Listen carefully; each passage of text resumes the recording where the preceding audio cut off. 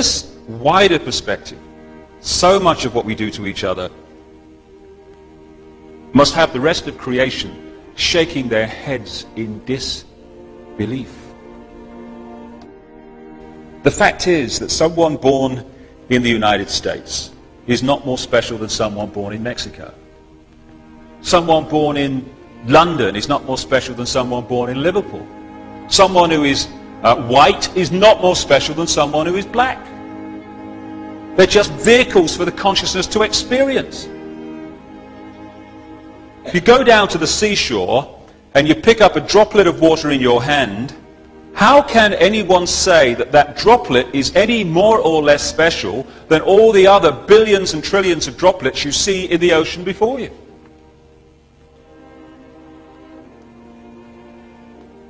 So when I began to understand all this and appreciate this other explanation to dogmatic religion and this world is all there is science, I started to ask a few questions of this situation. Like, how come that this explanation, at the very bottom line least, is as credible as the other two? How come the other two get guaranteed airtime, often no questions asked, here's your airtime, say what you like, and the alternative to both of them is ridiculed, condemned, or suppressed by reflex action? The answer that I came up with was that clearly some people don't want the public to have access to this information. But who and what and why? And I began to ask other questions. Like, I don't know about you, but I've met a lot of people in my life, and I can't, to my knowledge, recall anyone who wanted a war, who had any interest in wars, who felt that wars were anything but horrific and to be avoided. So I thought, how come the world's been awash with wars throughout the century? Who's behind them? Or what? Or why? Then I kind of looked at this economic system that controls the world. An economic system that is so sane that the more successful it is in its own terms, the quicker it destroys the planet. It's the perfect environmental and human assassin. It insists every year that we take more from the earth even quicker, turn it into even more things, sell even more things, consume even more things, throw away even more things, to worship the real God of the modern world, economic growth.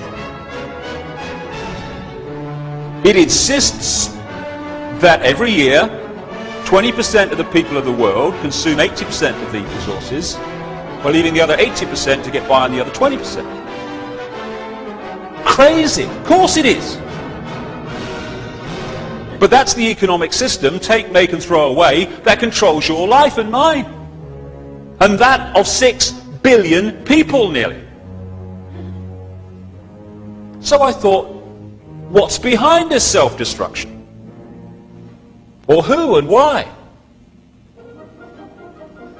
I started to look at some of the other conventional wisdom that we pass on from generation to generation as the only way of doing things in this world. The wisdom that says, even though the economic system that I've just described is dismantling this planet, you ask a politician of any party anywhere in the world, what do we do to get out of this environmental situation? And they will say we must have more growth to raise the money to spend on the environment. If I said to you the way to put out a fire is to pour more petrol on it, you'd say he's out of his mind. But that's what the politicians are saying when they say about more growth to sort out the environment. It's conventional wisdom that it's fine to treat animals as mere commodities, to be made as fat as possible, as quick as possible, on as little food as possible. To condemn every year billions of animals to a lifetime of pain, fear and suffering in the name of economics. You're sane if you judge your success in healthcare not by how many people are healthy, but by how many diseased people you manage to treat. We're treating more patients than ever before. Why? Why are so many people ill? It's conventional wisdom that rising house prices are a sign of economic success when thousands are homeless because they can't afford them. You're sane if you think it's fine to support a system that is so successful that every year it turns out more suicide, alcoholism, drug taking, homelessness, pain, stress, fear and suffering in all its forms. We'd be in real trouble if this system wasn't working, wouldn't we? That is sanity.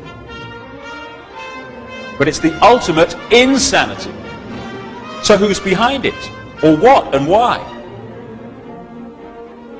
I began to realize too that against the background of this utter self-destruction, on this same planet is stunning wisdom. And I began to see also that there is a great difference between cleverness and wisdom. They're not the same thing. This system's very clever, but it isn't very wise, and it's the lack of wisdom that is the problem. And I began to see that what we call wisdom is often not found in this state-of-the-art letters after their name system. It's actually found in the native peoples that this system would see as backward.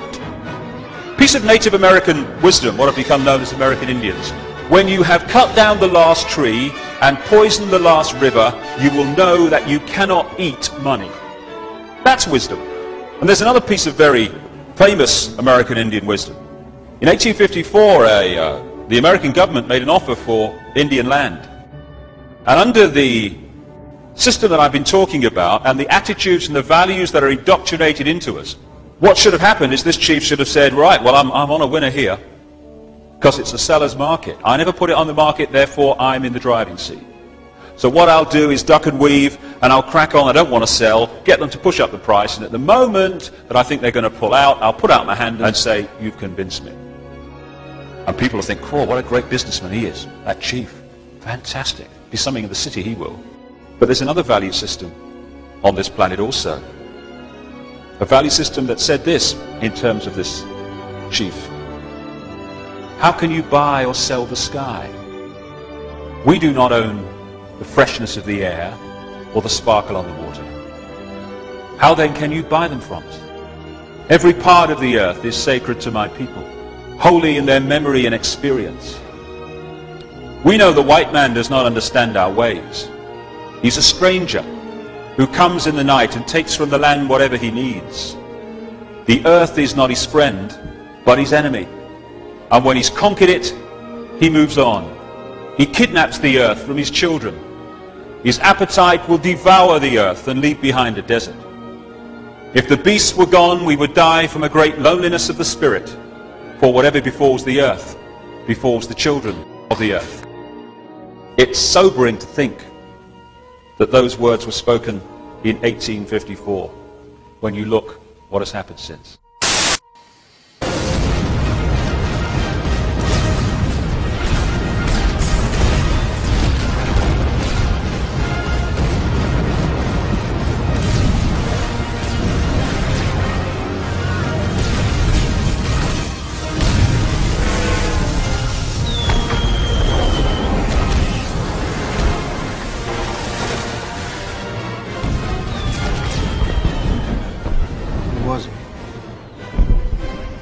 Who's Edmund Dantes? And who's my father? And my mother? My brother? My friend? Who is you? And me? Who's all of us?